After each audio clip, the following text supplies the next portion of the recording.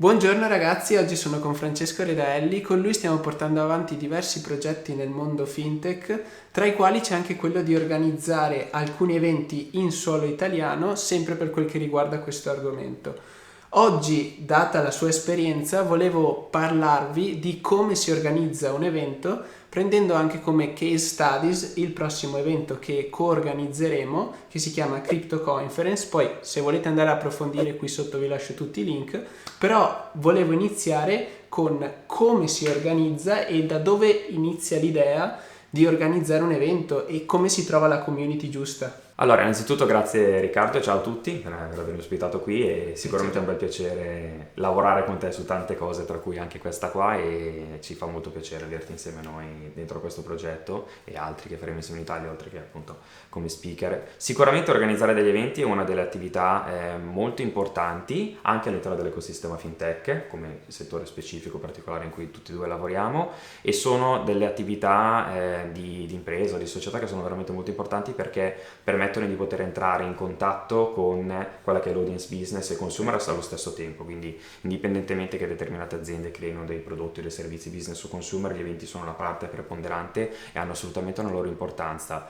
Nello specifico, per quanto riguarda organizzare gli eventi, quindi di queste tipologie che hanno una finalità non necessariamente dedicata solo al mondo consumer, che ne so, come i festival, piuttosto che eventi dedicati alla partecipazione privata per l'intrattenimento, ecco, diciamolo in questa maniera, è molto importante tenere conto innanzitutto di quello che è il settore in cui si opera, ad esempio in questo caso noi lavoriamo nel settore fintech, e di conseguenza di quelle che sono le tipologie di audience e di partecipanti target che ci sono. In questo caso specifico noi dobbiamo andare a intercettare quella che è un audience business e consumer allo stesso tempo, quindi in riassunto la cosa più importante da fare in queste tipologie di eventi è capire quella che è la necessità e l'aspettativa che le due tipologie di audience che partecipano a questo evento cercano, e quella che è la che porta più valore aggiunto a entrambe le parti, perché gli eventi in fin dei conti sono dei momenti di scambio dove le persone, le aziende, i professionisti che partecipano cercano di portare quello che è il loro know-how, il loro valore aggiunto e scambiarlo tra di loro, quindi bisogna assolutamente partire da questo presupposto. Chiarissimo, come in ogni business, la cosa principale è risolvere un problema di qualcuno, nel caso risolvere un problema che hanno le aziende nel comunicare con i consumer, e il problema dei consumer, delle persone, dei clienti, è trovare un ecosistema dove riuscire a fare networking e riuscire a trovare qualcosa di interessante per loro. Questo è quello che mi immagino. Assolutamente sì, e spesso quello che è il business degli eventi, appunto, che magari non è fine a se stesso come può avvenire nel mondo dell'intrattenimento, quindi appunto quando si tratta di eventi aziendali un po' ibridi, ecco, mettiamola così, perché ci possono essere eventi business aziendali che sono interamente dedicati al mondo corporate, all'ecosistema di professionisti, quindi molto più privati. In questo caso, quando si tratta di eventi che sono anche un po' più aperti al pubblico, l'ecosistema consumer, è molto importante saper bilanciare cosa è importante per un professionista, per un'azienda che magari parla come speaker o partecipa come sponsor o come partner, e un partecipante che può essere al tempo stesso o un consumatore di questo determinato settore, nel caso del fintech quelli che sono, che ne so, clienti correntisti che utilizzano prodotti o servizi, piuttosto che persone che utilizzano dei servizi per poter fare degli investimenti o per poter fare risparmi, o anche degli stessi professionisti che magari non necessariamente partecipano come promotori o divulgatori dell'evento, come sponsor, espositori o speaker, ma che partecipano perché, come appunto dicevi tu poco fa, cercano delle opportunità di networking e di scambio dove vanno a costruire delle relazioni e coltivare delle relazioni. Chiaro. Ora vorrei partire un attimo dalle basi per poi passare alla promozione, che secondo me poi alla fine deve essere una cosa che va fatta sia mentre si lavora alle basi che poi per tutto l'arco dell'organizzazione dell'evento, perché poi alla base della riuscita di un qualcosa ci sta la community di persone che segue quel qualcosa. Certo. Quindi quali sono le basi, da dove si inizia e soprattutto come orientarsi per poi trovare il luogo ideale dove fare l'evento per la propria nicchia. Certo. Ora, io ti posso tranquillamente raccontare quello che abbiamo fatto quando abbiamo fondato questo progetto, che appunto si chiama Crypto Conference, che è nato tra la fine del 2017 e l'inizio del 2018, e come da lì in poi siamo partiti per creare quello che è questo progetto, i valori che ci stanno dietro e come poi l'abbiamo posizionato sul mercato e l'abbiamo anche poi appunto testato.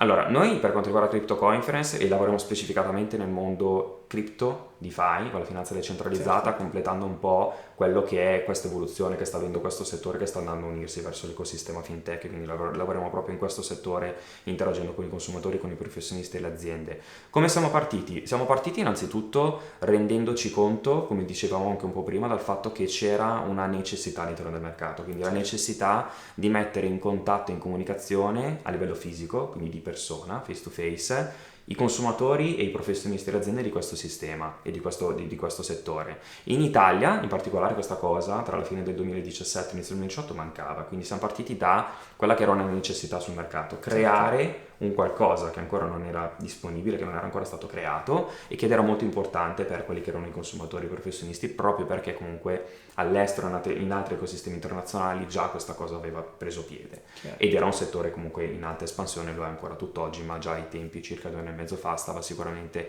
crescendo e mancava questa cosa. Quindi siamo partiti da identificare una necessità e essendo i primi a fare questa cosa, questa necessità è diventata anche un'opportunità. Chiaro. Fatto questo, siamo partiti nel testare l'interesse di questa necessità che noi avevamo intravisto all'interno del mercato e siamo partiti con il posizionare quella che era la brand identity di Crypto Conference in maniera veramente molto semplice, creando una landing page per andare a raccogliere eventuali lead o prospect o contatti che potessero essere interessati, consumatori o privati da entrambe le parti allo stesso modo, e nei primi circa 2 o 3 mesi di attività a concentrarci completamente su questa attività. Quindi noi abbiamo fatto un lavoro di analisi dicendo c'è questa opportunità, c'è questa necessità. Prima di investirci ulteriormente andiamo a vedere quanti sono i numeri. A testare, sì, esatto, a vedere quelli che sono i numeri su questo particolare mercato e a testare che effettivamente quella che era la necessità che noi avevamo analizzato concretamente c'era nel mercato. Chiaro. E abbiamo fatto questa cosa per circa 3 mesi, raccogliendo poi quelli che erano dei lead. Abbiamo avuto un approccio molto lean.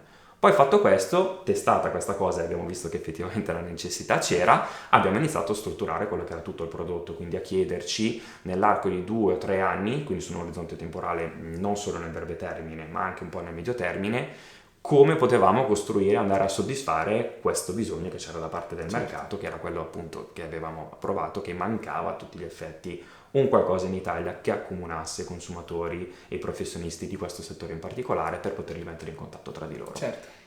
Ok, una volta fatto questo, quindi trovato l'interesse, come avete gestito il fatto di dover organizzare un luogo fisico, dover organizzare, immagino io, tutta la parte di contatti, speaker, eccetera? Come si fa tutta quella cosa? Sempre parlando della nostra case, quello che abbiamo fatto, testata questa cosa per i primi 3 mesi circa, facendo lead generation, abbiamo raccolto circa 300-400 prospect, persone interessate e profilate su questa tematica. Siamo passati totalmente all'azione, quindi proprio quella che è l'execution, in poche parole. Come siamo partiti? Siamo partiti nel creare quello che era il prodotto, prima cosa, e nel mettere a terra quello che era il prodotto e quindi costruire questa prima edizione che è stata fatta a novembre 2018. Come l'abbiamo fatto? Siamo partiti innanzitutto a chiederci tra di noi quali che erano le principali figure sul suolo italiano che erano interessate a questa tematica a livello di, tra virgolette, di divulgatori, quindi quali erano le persone più importanti che c'erano all'interno del settore italiano. E già subito da una prima analisi per questo settore abbiamo identificato persone come Gianluca Comandini, piuttosto che Giacomo Zucco o N altri rappresentanti di enti parastatali o pubblici o anche privati che comunque avevano una storia da raccontare. E li abbiamo accomunati, siamo andati da queste persone e gli abbiamo detto guardate, abbiamo questa idea, abbiamo visto che in Italia manca questa tipologia di prodotto, questo evento, sposate questa visione che abbiamo pensato direttamente noi. Sì, perfetto, li abbiamo accomunati, abbiamo direttamente pensato di coinvolgere direttamente come quelli che erano tra virgolette i primi speaker fondatori di questo format. Fatto questo, c'è stata tranquillamente tutta quella che è, giustamente come dicevi te, l'organizzazione logistica dell'evento e quindi che cosa bisogna fare per poter andare a mettere a terra un evento, e quindi direttamente ci sono tutte le analisi logistiche che possono essere attività che prendono in considerazione qual è la location che bisogna tenere in considerazione, in quale città è opportuno andare a organizzare queste tipologie di eventi, quante persone potrebbero partecipare alla prima edizione, alla seconda e alla terza edizione, quindi qual è il budget che noi possiamo permetterci di andare a investire in funzione di quello che è il ritorno che possiamo avere, e questo parametro è regolato, diciamo, è misurato in funzione di quella che è la situazione attuale di mercato. Quindi siamo andati ad analizzare innanzitutto quello che era il contenuto da poter divulgare e chi potesse divulgare questo contenuto. Fatto questo, e accomunate direttamente queste persone, ci siamo posti una domanda anche qui molto semplice: quale può essere il principale luogo geografico, la principale città in Certo. Italia dove andare a parlare di finanza e tecnologia, di criptovalute e quant'altro, la risposta abbastanza ovvia è stata Milano, e quindi siamo andati a fare un'attività di ricerca su Milano, delle principali location in funzione di quella che era la prima edizione, quindi della size, della grandezza della prima Certo. edizione, dove poter andare a fare questi determinati eventi. Poi fortuna vuole che questo evento, e appunto qua ci tengo a precisarlo, è partito tra fine 2017 e 2018 insieme a un'altra persona che si chiama Federico Lagni, che è una persona che già da tantissimi anni lavorava proprio nell'organizzazione eventi, quindi c'è stata un po' questa simbiosi tra, insomma, una figura che ha una forte esperienza all'interno dell'ecosistema fintech, dove anche tu ad esempio adesso nell'entrata di questo progetto e di altri stai portando un enorme valore aggiunto, e di una figura come appunto Federico Lagni che già da tantissimi anni anche in altri settori organizza conferenze ed eventi, quindi c'è stato un po' un completamento. Quindi fatta questa analisi e quindi capito quello che erano l'insieme delle persone che potevano divulgare dei contenuti e quello che era la domanda da parte del mercato, quindi chi poteva essere interessato a consumare questi contenuti, siamo passati a capire quella che era l'organizzazione logistica dell'evento e la città. Certo. Una volta fatto questo, se posso chiederti, riprendendo sempre il vostro case studies, qual è stato il budget sia per quel che riguarda la logistica di questo evento che per quel che riguarda gli speaker poi? Quanto avete allocato e quanto avete investito e come avete investito? Avete investito direttamente, diciamo, a vostro rischio o avete prima venduto i biglietti per poi allocare questi biglietti piuttosto che collaborazioni con aziende? Come vi siete mossi? Ma allora, per quanto riguarda l'analisi dei costi all'interno di una struttura di un evento, quindi su come si organizza l'evento, principalmente i costi che un organizzatore di eventi deve andare ad affrontare sono quelli legati a costi fissi, quindi location, regia audio e video, piuttosto costi di catering, se all'interno di un evento decidi di offrire dei coffee break o dei pranzi di networking o delle cene di networking, e poi dire tutti quelli che sono i costi liquidi. Per quanto riguarda i costi fissi, che sono dei costi che comunque, per quanto tu puoi negoziare con determinati fornitori, quelli sono, e non cambiano sia che tu hai un evento da 500, 1000 o 3000 persone, ovviamente cambia il livello, nel senso che se io vado a fare un evento in una location che può tenere 500 persone, ovviamente io posso al massimo generare dei ricavi su 500 persone. Se vado a fare un evento su una location che ne può tenere 1000,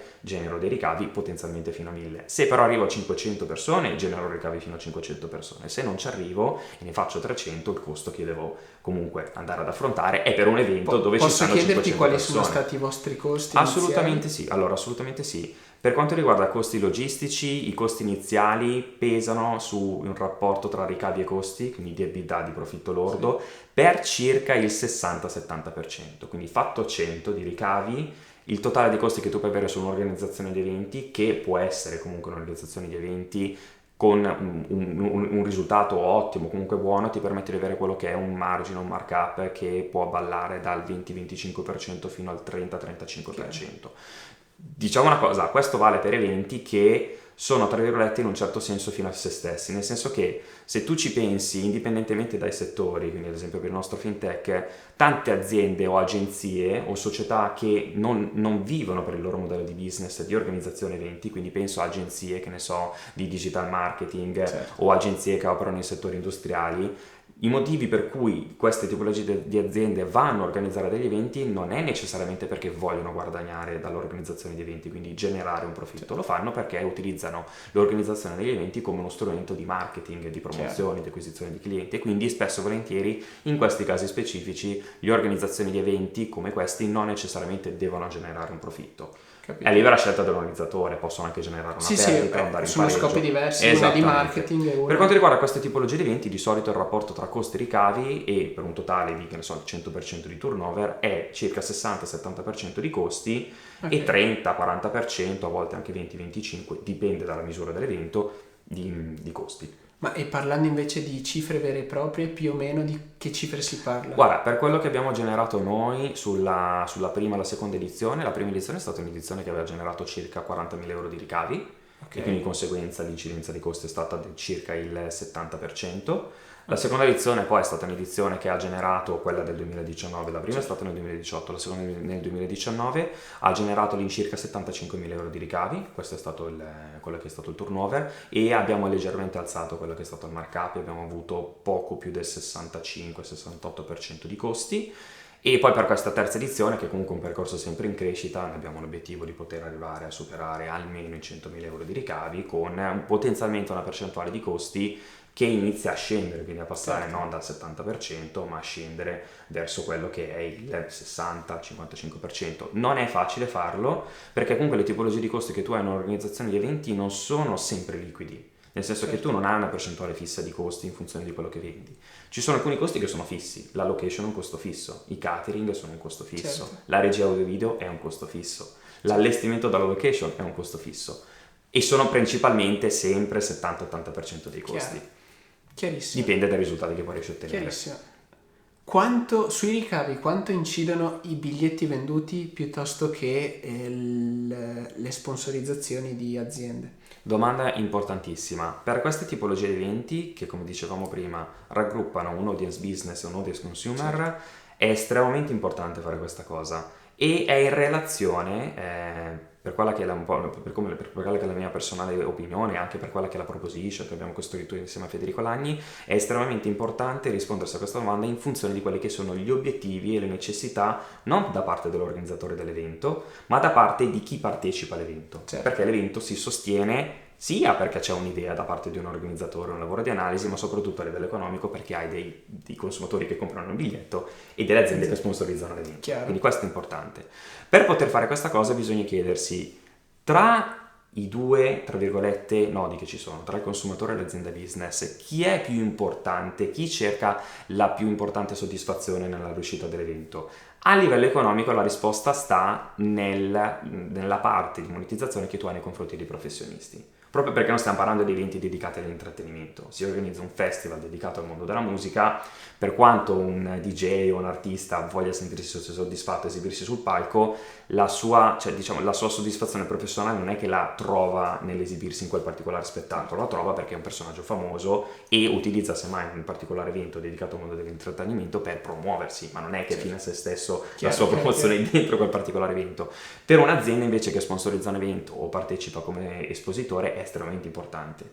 Quindi la risposta per questo caso specifico è un ottimo rapporto tra ricavi, consumer e business e 2/3 dei ricavi sulla parte business e 1/3 dei ricavi sulla parte consumer. Quindi i ricavi pesano molto di più per quel che riguarda la parte di sponsorizzazione? Assolutamente sì, ma è molto importante saper andare a soddisfare quello che è la spesa da parte dell'ente business che sponsorizza l'evento o che espone l'evento. Per quale motivo?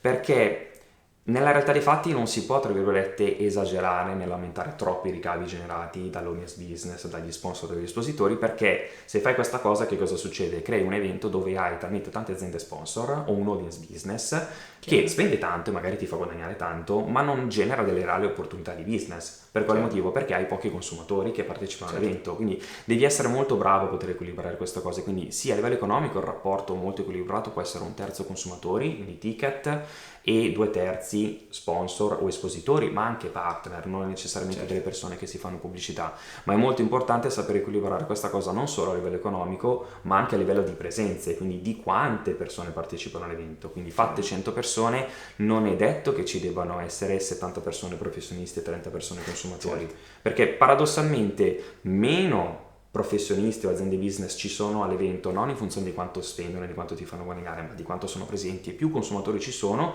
più tu crei un valore aggiunto, perché il valore aggiunto che tu vai a creare all'interno di un evento, al di là di quanto vai a guadagnare o di quello che è il totale del fatturato che generi, è lo scambio di valori che c'è tra i partecipanti. E il principale motivo per cui un'azienda sponsorizza un evento o espone un evento o viene a parlare a un evento è perché può entrare in contatto con il consumatore. Quindi più consumatori ci sono, più l'azienda si sente soddisfatta. Più l'azienda si sente soddisfatta, più investe all'interno di questo ecosistema. Sì, diciamo che è un bilanciamento continuo. Un bilanciamento che deve essere assolutamente virtuoso, assolutamente sì. Capito. Mentre ora volevo chiederti quali sono le strategie di prezzo, come fate a vendere di più e come promuovete un evento di questo tipo, sia dal punto di vista di sponsorizzazioni che dal punto di vista di clienti o comunque consumer.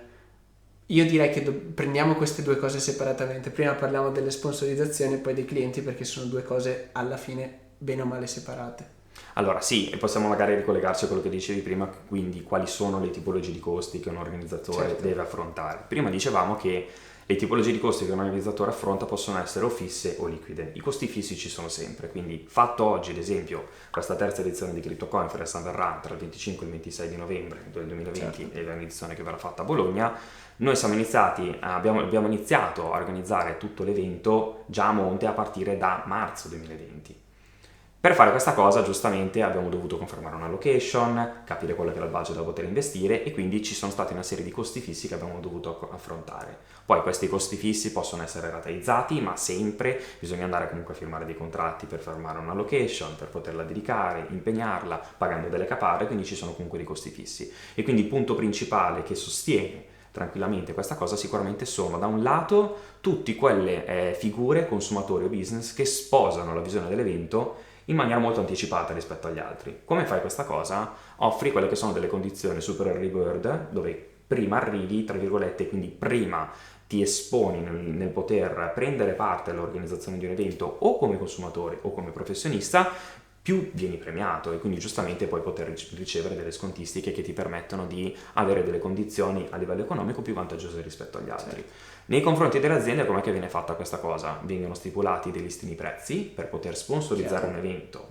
magari divulgando un proprio progetto anche durante un panel piuttosto che uno speech, o anche semplicemente solamente esponendo con degli stand, e i listini prezzi che vengono definiti con un prezzo di listino vengono proposti a distanza di 6, 8, 9 mesi prima dell'evento con delle scontistiche in funzione magari di una determinata data di scadenza. Quindi se sottoscrivi una sponsorizzazione entro una determinata data puoi ricevere una determinata scontistica, che di solito può essere del 20% rispetto, certo, al prezzo di listino. Adesso la domanda che viene, certo, ovvia è come vai a prendere le aziende, ma più che altro come fai ad attirare le aziende a te, perché alla fine hai molto più potere commerciale se l'azienda viene a chiedere a te posso partecipare al tuo evento, piuttosto che se tu vai a bussare e chiedere guarda stiamo organizzando questo evento, pagaci certo, per avere lo stand. Come hai fatto questa cosa e come una persona che parte da zero può riuscire a fare questa cosa? Guarda, te lo posso raccontare proprio per come è cresciuto Crypto Conference da quando è stato ideato, per come poi, certo, è stato messo a terra.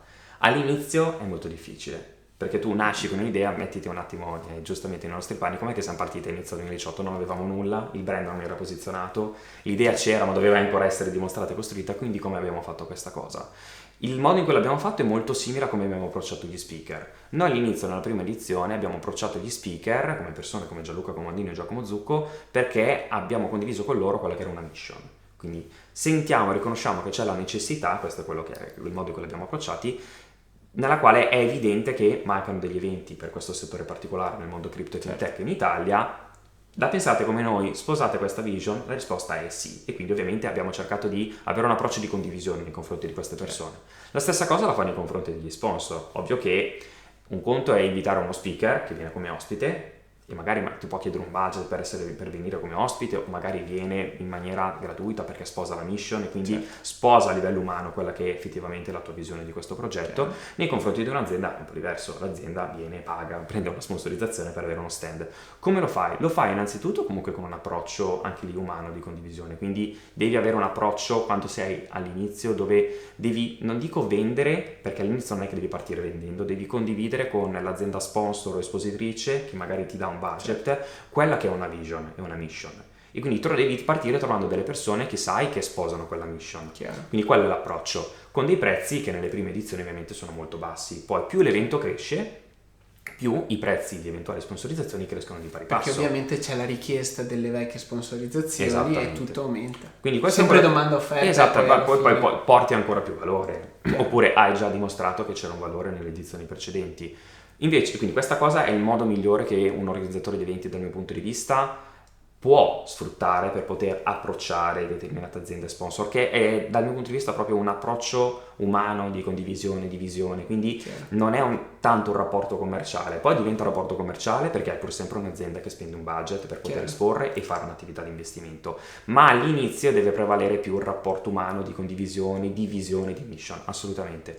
Poi strada facendo, se l'organizzatore degli eventi dimostra nei confronti dell'azienda sponsor che è esposto di poter offrire un vero valore aggiunto, lì la relazione che si instaura alla base ha una fondamenta che comunque è a livello umano, e quindi quello non lo togli perché costruisce una grossa fiducia, e pian piano crei delle relazioni commerciali dove chiaramente puoi offrire dei prezzi pian piano sempre più alti, ma che devono essere comunque giustificati dal valore che tu porti all'azienda. Io ti posso portare l'esempio di quella che ad esempio quest'anno è stata l'azienda main sponsor che ha firmato il contratto fin da subito, che è The Rock Trading, che è l'azienda più importante, è l'exchange di criptovalute più longevo che esiste da quando c'era stato addirittura il crash di Mt. Gox, ed è l'unico exchange da partire dai tempi del 2010, 2011, 2012 che ancora esiste a livello mondiale. Come li abbiamo approcciati? Nella prima edizione li abbiamo approcciati, come dicevo prima, condividendo una mission a livello umano, quindi siamo andati da Andrea Medri, che è il fondatore dell'azienda, e abbiamo condiviso questa mission come avevamo fatto con Gianluca Comandini e come con Giacomo Zucco.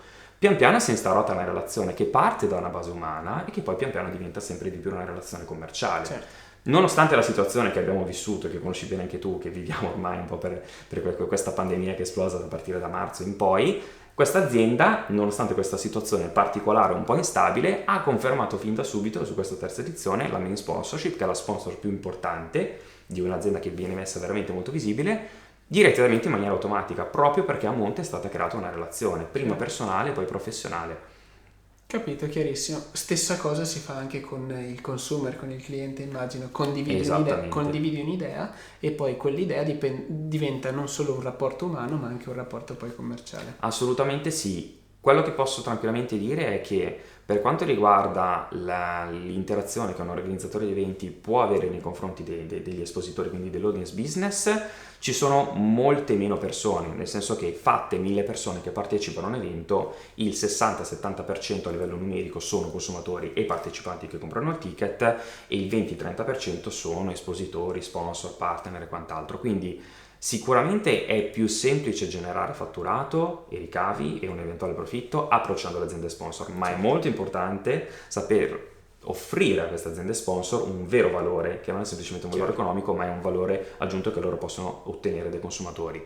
Quindi automaticamente, e qui arriviamo al discorso dei consumatori, è molto probabile che ci sia un turnover molto più lento con le aziende sponsor, nel senso che fatte 10 aziende sponsor, il lavoro che bisogna saper fare è saper portare un enorme valore aggiunto a queste aziende e cercare di riconvincere le aziende di volta in volta a tornare all'evento, non tanto perché spendono, ma perché tu devi essere in grado di offrire un valore a loro. Chiaro. Poi se tu offri un valore loro spendono. Quindi acquisita un'azienda fatta contenta, se l'evento sta andando bene, è molto probabile che ritorni ed è un segno positivo che quell'evento sta andando bene. Esattamente. Questa cosa è un punto di partenza solamente a livello economico. Giustamente non abbiamo ancora parlato di un aspetto che è estremamente importante, quindi del partecipante.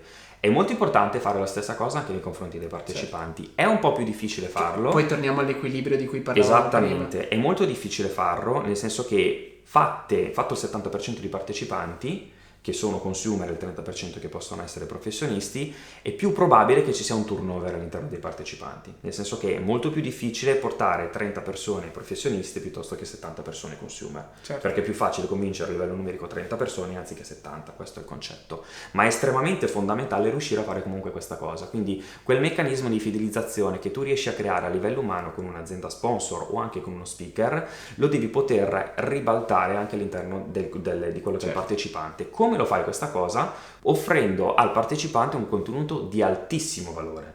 Come lo fai questa cosa? Costruendo un programma, quindi non solo coinvolgendo delle aziende sponsor che per carità generano un profitto, un fatturato, ma costruendo un palinsesto di speaker ospiti che offrono un contenuto di altissimo valore. Quindi qui entriamo per quanto riguarda a dover considerare quelli che sono gli ospiti speaker che devono essere coinvolti. Noi ad esempio al primo anno, avendo un focus prettamente solamente nazionale, abbiamo coinvolto tutte le aziende italiane più importanti e tutti i divulgatori più importanti come Comandini e Zucco, e abbiamo avuto la fortuna già al primo anno di poter ospitare quella che era la General Manager Europa di Binance, che è il più importante exchange di criptovalute a livello mondiale.